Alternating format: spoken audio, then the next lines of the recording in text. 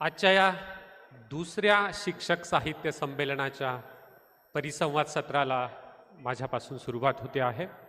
व्यासपीठावर उपस्थित असलेले या परिसंवाद सत्राचे अध्यक्ष आमचे मित्र Shivanand Bhanuse sir, Deshmukh sir, Kakade sir, Kinariwal madam आणि सूत्रसंचलन करणाऱ्या जयश्री मॅडम, उपस्थित सर्व आपण शिक्षक विभागातले सर्व अधिकारी आणि शिक्षक बंधू आणि भगिनींनो, परिसंवादासाठीचा विषय निवड समितीने फार सुंदर पद्धतीने ठेवला आहे.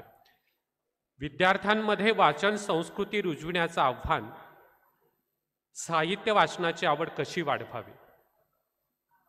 विद्यार्थ्यांच्या वाचन संस्कृती टिकविण्यासाठी, त्यांच्यामध्ये ती वाचन संस्कृती रुजविण्यासाठीची जी काही आव्हानं आहेत ती आपल्या सगळ्यांना ज्ञात अशी आव्हानं आहेत. तंत्रज्ञानाचा वापर वाढतो आहे. मोबाईल, टीव्ही, इंटरनेट, कृत्रिम बुद्धिमत्ताच्या या युगामध्ये विद्यार्थी पुस्तकापासून, वाचनापासून दूर जातो आहे. हे एक सत्य आहे, हे आपल्याला मान्य करावं लागतं. आज परिस्थिती अशी आहे की विद्यार्थ्याला आपण तंत्रज्ञानापासून दूर नेऊ शकत नाही, त्याचं ते पूर्ण बंद करू शकत नाही, हेही सत्य आहे. आजकाल आपण शिक्षक, पालक म्हणून आपण द्विधा मनस्थितीत आहोत की त्याचा तंत्रज्ञानाचा वापर 100% बंद केला तर काय होईल. रवींद्रनाथ टागोरांची फार सुंदर ओळ आहे, बुराई के भय से मैंने दरवाजा बंद कर लिया था, बुराई के भय से मैंने दरवाजा बंद कर लिया था, तो अच्छाई आकर बोली आऊ तो मैं कहां से. तंत्रज्ञानाचा योग्य वापर आपल्याला करावाच लागणार आहे, पण आपण मुलांना कुठेतरी हे पटवून दिलं पाहिजे. शिक्षकांना, पालकांना कुठेतरी हे पटवून दिलं पाहिजे. तंत्रज्ञानाचा वापर कसा करावा आणि तो का करावा, हे करण्यासाठीचा जो विवेक लागतो, जो संस्कार लागेल, तो संस्कार मुलाला वाचनातून येणार आहे. तुम्ही बघा, यूट्यूब, फेसबुक, इंस्टाग्राम ही सगळी साधनं वापरण्याचं काहीतरी, त्याला त्या अकाउंट उघडण्याचं लिमिट आहे, त्याला वयाची अट आहे. मुलं डमी अकाउंट उघडतात. पालक म्हणून आपण त्याकडे लक्ष दिलं पाहिजे. आणि मुलं जे वाचन संस्कृतीपासून दूर जाण्याची जी जी काही कारणं आहेत, त्यामध्ये तंत्रज्ञानाचा मुलाला योग्य वापर करू दिला पाहिजे. तंत्रज्ञानाचा अतिरेक झाला तर मुलगा दूर जाईल. तंत्रज्ञान हे जसं वाचन संस्कृती रुजवण्यासाठीचं आव्हान आहे, दुसरं एक महत्त्वाचं आव्हान आहे. कोविडच्या काळामध्ये एक मेसेज खूप फिरत होता की एक 2.5 वर्षाचा मुलगा होता आणि तो पालक विचारत होता, माझ्या मुलाचं वय 2.5 वर्ष, मी मुलाला काय वाचायला देऊ. त्यावर कुणीतरी त्याला उत्तर दिलं होतं की नाही, थोडा उशीरच झाला, पण इंजिनिअरिंगची पुस्तकं द्या. पालक, शाळा आणि शिक्षक आपण सगळेच जण विद्यार्थ्यांना स्पर्धेसाठी तयार करतो आहोत. मुलगा बालवर्गात शिकत असल्यापासून त्याच्या नीटची, जेईचा विचार करतो, त्या अभ्यासक्रमाची आपण तयारी करायला लागतो. उत्तम क्लास शोधायचा आपण तयारीत असतो. अशा वेळी स्पर्धेच्या मागे धावताना मुलांमध्ये वाचनाची संस्कृती रुजवण्यासाठीचं आव्हान आपल्या समोर आहे. स्पर्धेमागे धावत असताना मुलामध्ये संस्कार करणं खूप आवश्यक आहे आणि तो वाचनाच्या माध्यमातून उत्तम होऊ शकतो. जे काही संस्कार आहेत त्यामध्ये वाचन संस्कार हा एक महत्त्वाचा संस्कार आहे. पालकांनी मुलांच्या वाचनाकडे फक्त अवांतर वाचन या गोष्टीतून न बघता तो एक संस्काराचा भाग आहे याच्यातनं बघितलं पाहिजे. मुलांनी चांगलं राहावं असं जसं आपल्याला वाटतं, तसं मुलांनी चांगलं वाचलं पाहिजे यासाठी सुद्धा आपण प्रयत्न केला पाहिजे. मी वारकरी संप्रदायाचा अभ्यासक आहे म्हणून की काय, पण मला ती ओळ फार आवडते, पाऊले चालती पंढरीची वाट. तशी मुलांची पाऊलं ग्रंथालयाच्या दिशेनं वळली पाहिजे. आज शिक्षण विभागातली मान्यवर मंडळी इथं उपस्थित आहे. शाळेमधल्या ग्रंथपाल पदाचं काय झालं हे सगळ्यांना माहिती आहे.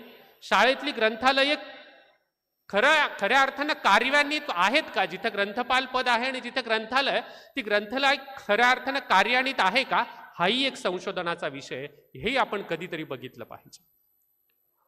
आणि मग आता न्यू एज्युकेशन पॉलिसीबद्दल चर्चा झाली, स्कूल कनेक्ट नावाचे चांगले कार्यक्रम आले आहेत.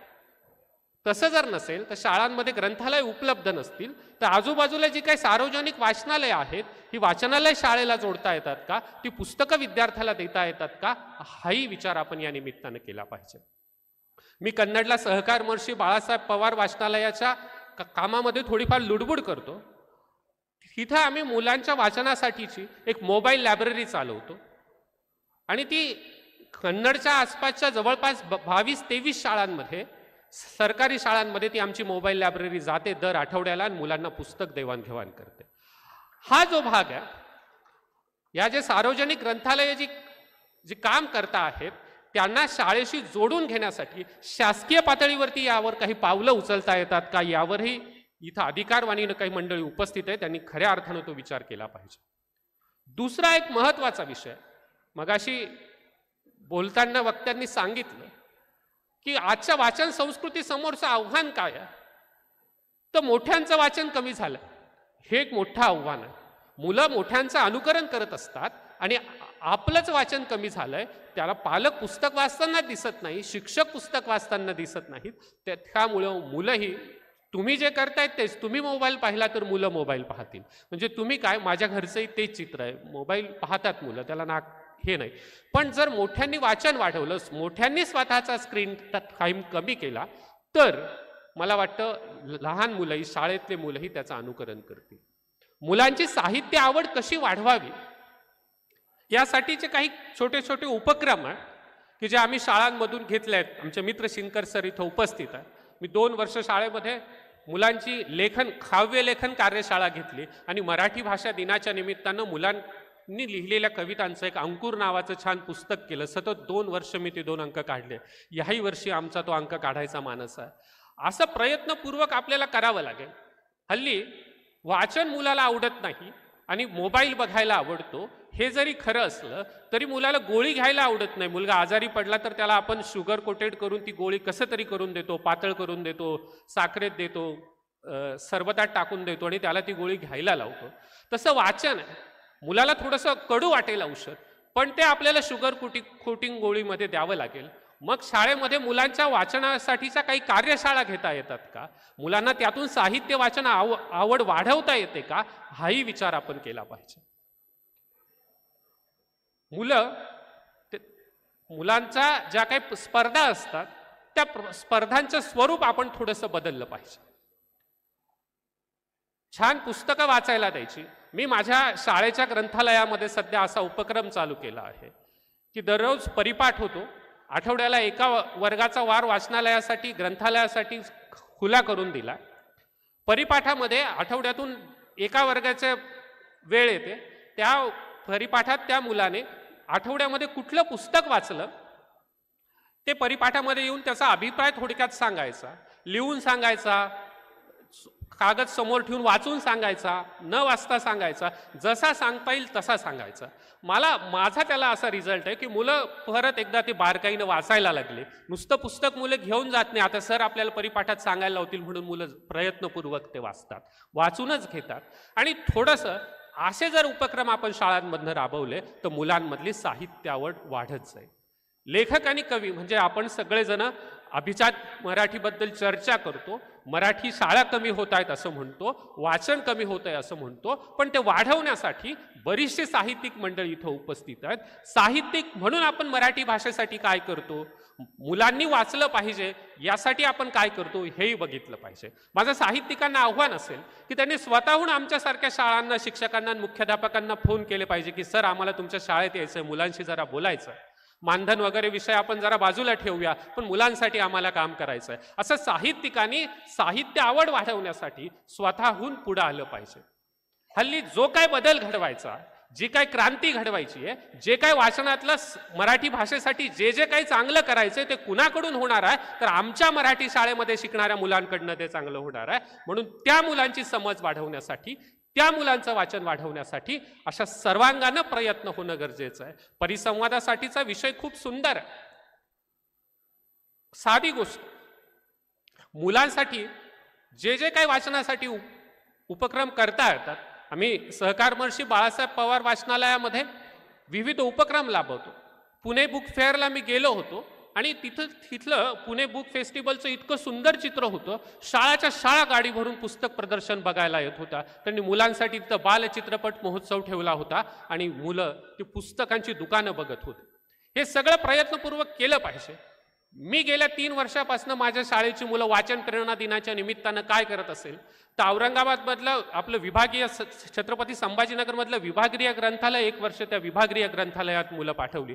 काय वाचन प्रेरणा दिनाच्या पुढे मागे करून ती पाठवायची मुलं आणि ती सगळी ग्रंथालयाची कार्यप्रणाली आम्ही समजून घेतली.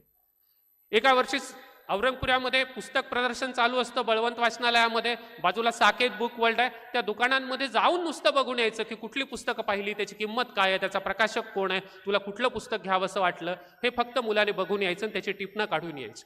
दरवर्षी मी 2-3 वर्गांना असं पाठवत असतो. मुलांना प्रयत्नपूर्वक आपल्याला वाचनाकडे न्यावं लागेल. मुलं जात नसतील तर आपल्याला ग्रंथालयाकडे न्यावं लागेल. ग्रंथालयाकडे मुलं जात नसतील तर ग्रंथालय वर्गात आणावं लागेल. आपण पुस्तकं म्हणजे ग्रंथालयाचं चित्र फार वेगळं आहे. मी स्वतः शाळेमध्ये काम करतो म्हणून मला माहिती आहे. कुठलं पुस्तक द्यायचं तर ते ग्रंथपाल त्याला वाटेल ते पुस्तक काढून देतात. ही अशीच पद्धत आहे ग्रंथालयांमधली. मुलांना समज नसते. सगळी पुस्तकं उघडी समोर त्यांच्या समोर ठेवली पाहिजे. त्याला वाटलं ते पुस्तक त्याला उचलू दिलं पाहिजे. या छोट्या छोट्या गोष्टी आहेत, पण या वाचन आवड, साहित्य आवड वाढवण्यासाठी आपण केल्या पाहिजे. मंगेश पाडगावकरांचे छान शब्द आहेत. ग्रंथ उजळती अज्ञानाच्या अंधाराच्या राती, या ग्रंथाच्या तेजामधून जन्मा येते क्रांती, ग्रंथ शिकविते शांती आणि ग्रंथ शिकविते माणुसकी. तर हे ग्रंथ, ही वाचन आवड फक्त भाषणापुरती मर्यादित न राहता आपण शाळेमध्ये, विद्यार्थ्यांमध्ये, पालक म्हणून आपण घरच्या मुलांमध्ये ती वाढवण्यासाठी प्रयत्न केला पाहिजे. संयोजकांनी परिसंवादामध्ये माझ्या नावाची निवड केली आणि मला इथं भाषणाची संधी दिली, विषय मांडण्याची संधी दिली, त्याबद्दल मी संयोजकांचे मनपूर्वक आभार मानतो. तुम्ही सगळ्यांनी शांततेने ऐकलं त्याबद्दल तुमचेही मनपूर्वक आभार.